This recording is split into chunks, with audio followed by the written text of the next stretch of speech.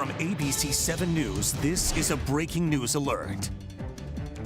And that breaking news happening right now, a reported shooting at the Westfield Montgomery Mall. That is on Democracy Boulevard in Bethesda. Police say there are anywhere from 1 to even 3 victims. Our Jeff Goldberg is there live this noon with the breaking details right now. Jeff, what's going on? Well, Jimmy, we are hearing that there are 3 victims, 2 men and 1 female is what the reports are we're hearing right now, and that the suspect is still on the loose, not in custody. We don't know a whole lot about what happened right now. I want to show you what's going on at this moment. You see a significant police presence, Montgomery County Police, in the parking lot here at Macy's. Now, we've learned of a possible second shooting happening right now. Montgomery County Public Information Officer Pete Perringer saying this one is on Connecticut Avenue near a Giant store. This is a picture from one of our traffic cameras at that scene. Again, a shooting there, a second shooting in Montgomery County in the last hour or so. And police saying that the estranged husband followed her here yesterday, killing her. Here's his photo. 62-year-old Eulalio Tordil. He is an officer with the Federal Protective Service. That's the Security Division for Homeland Security. In fact, Prince George's County Police just tweeting out an update of their own saying, yes, they too are looking into the possibility that Eulalio Tordil, the High Point High School gunman, is also the shooter in Montgomery County. It was just last month that a protective order was granted to the estranged wife of this suspect, and that Prince George's County Sheriff sees multiple weapons from his home. So this is possibly why you see that all 200 or so plus schools in Montgomery County are shut down right now, or shelter in place. We know that the libraries, rec centers also in a lockdown mode as police search for this man. What was new in terms of this latest briefing, sadly, is that the man who was shot here at Montgomery Mall also has passed away, in addition to the female victim who was shot outside of the Giant in Aspen Hill. Let's get to Kimberly Suiters. She's live on the phone for us there. Kimberly, I just saw your tweet. Police are telling you to stay in your vehicle?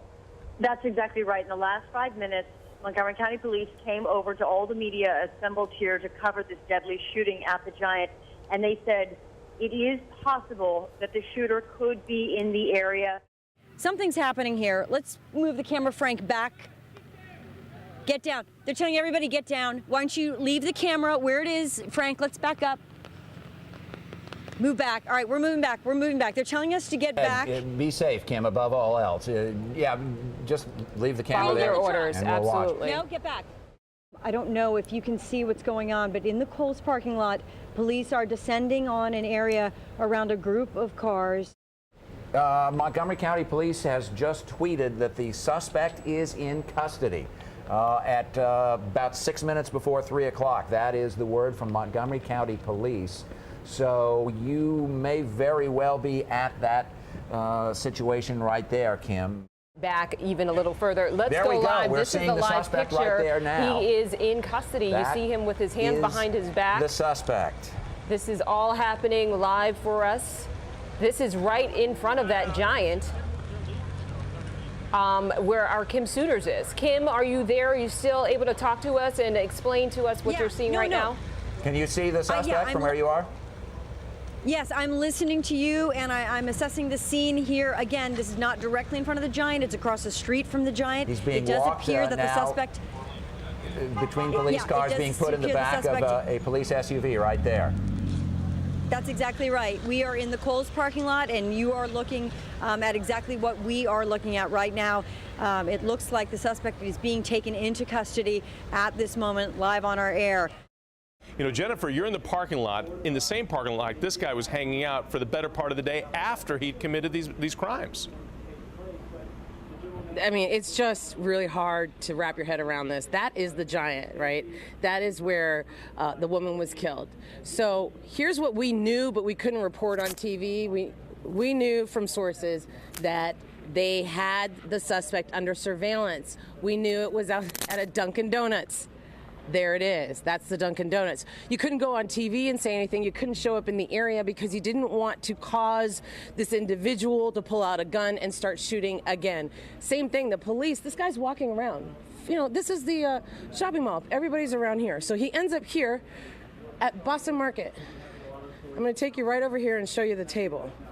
Sat here in this table allegedly after killing a woman, allegedly after killing someone at the Montgomery Mall, sat down here and ate. It was shocking to those who saw it. Here's one of the witnesses. It's so close because the giant is across the street on the other shopping center. And he walked over here, had lunch, and then he walked to the car when he allegedly killed somebody over there an hour before. So it is shocking. It is shocking. Okay, also too, so much information today, but this has also been pretty hard to digest. At this very same Boston market, you heard it at the press conference perhaps, ABC 7 News has also confirmed this, our DC snipers, John Boyd and Lee Malveaux, ate at the same Boston market after one of the deadly shootings during those 3 weeks in October. You can't make this stuff up, but everything ended in the parking lot right here. Everyone was safe. He went, no one was hurt, and that's all you could ask for because there were so many lives here on the line. 11 a.m. today, person shot at Montgomery Mall, 3 victims. So everyone was kind of just looking around, really confused. Those big metal doors suddenly shut. This scene is expanding. Second shooting of the day happened in this location just across the street at the Giant. This continues to be a very active investigation. Get down. They're telling everybody get down. They're telling us to get back. Thankfully, it was without the incident. When Lee Boyd Malveaux and John Muhammad committed those murders here in Aspen Hill, they ate in the same restaurant where we were having the surveillance here today. From ABC 7 News, this is a breaking news alert. A nearly 24-hour manhunt over tonight. Police storming a shopping center to capture a man suspected in a 2-day shooting spree that has left 3 people dead and at least 3 others hurt. And this manhunt expanded in a big way this morning after a shooting outside the Westfield Montgomery Mall. That was followed by a shooting outside the Giant grocery store, which was just 7 miles away. All connected to the man on your screen, Eulalio Tordil, who police say shot his wife to death yesterday outside of High Point High School in Beltsville, Maryland. ABC 7 has team coverage spanning all 3 of the locations. We have an entire team in place to give you complete coverage of what happened and how Tordil was captured today. Now, to get some perspective on this story and the man now in custody, we have to go back in time to this time yesterday. Brad Bell's going to start our coverage from Aspen Hill. That's where it all started and it all ended. Brad? Yeah, one big, long, convoluted story. As you said, it ended when police spotted this guy in this Dunkin' Donuts, his car parked in the parking lot. But yes, this is all a continuation of an event that started yesterday, as you said, at High Point High School, when there was a shooting in the parking lot, and it turned out a woman was murdered. Her name, Gladys, the wife of Eulalio Tordil, Gladys Tordil. She had been in court to get her name changed.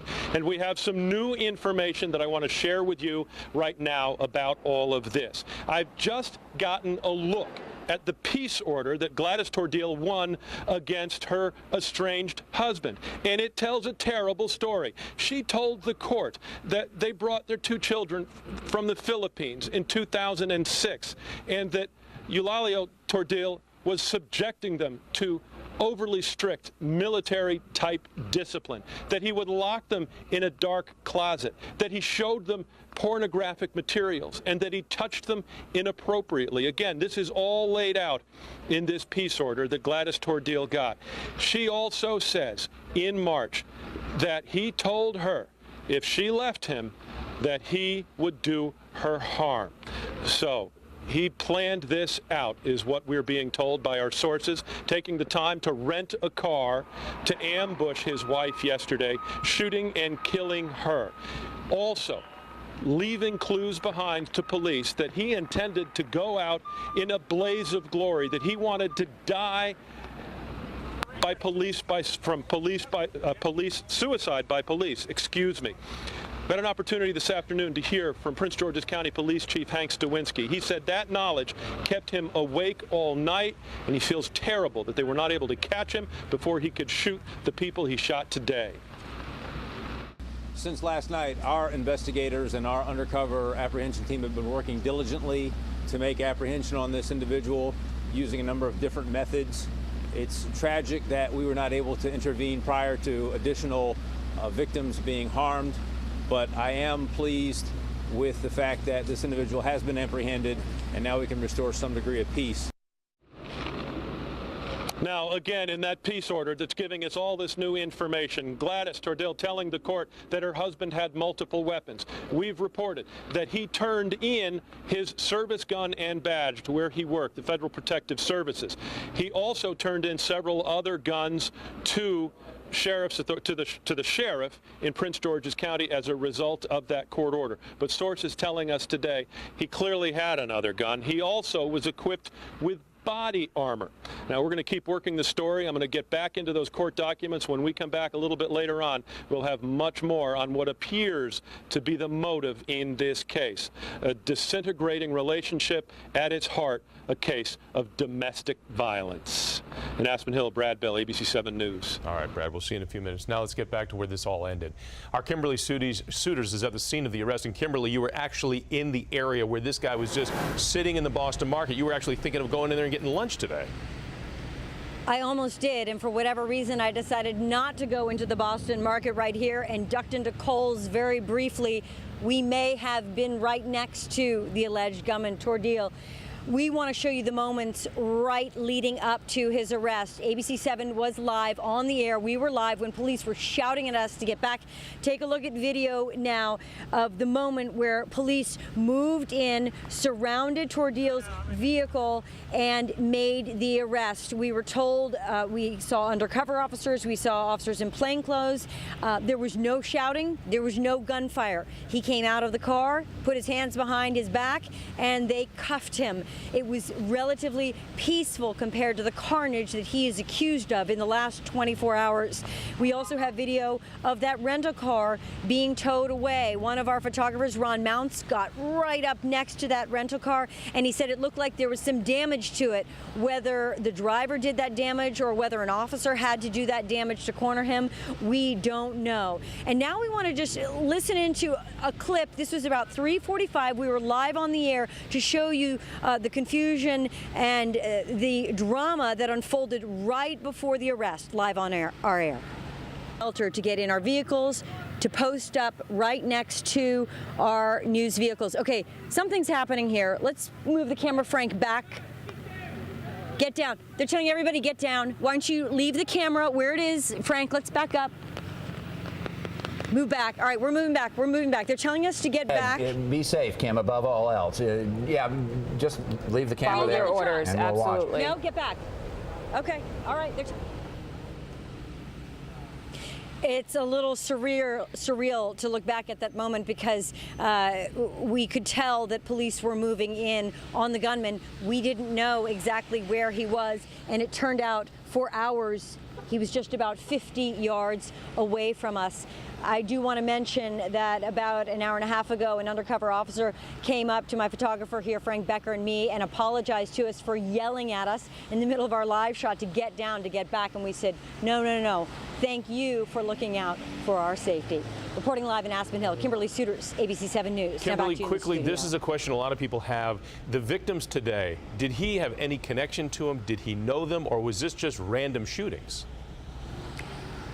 I 100% don't know the answer to that. I believe here at the Giant, which I will turn you around here, just a few yards away, this is where the deadly shooting happened this morning, at least one of them.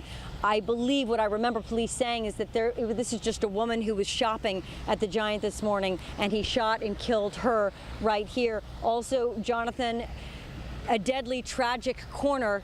You may remember 12 years ago, that Sunoco down there is where the D.C. snipers hit. Now back to you. Oh, I hate that kind of coincidence. All right, Kimberly Suiters in Aspen Hills. Thank you, Kimberly.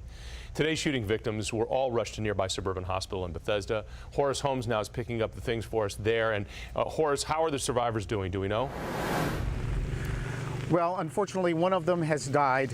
The second one, a gentleman who intervened, is in what police are calling critical to grave condition. And the third, the woman who was first confronted by the suspect, is considered non-life-threatening injuries right now. You asked the question, did the suspect know the victims at all? Well, that's what police probably are getting a good idea right now, because we understand there is a police presence here.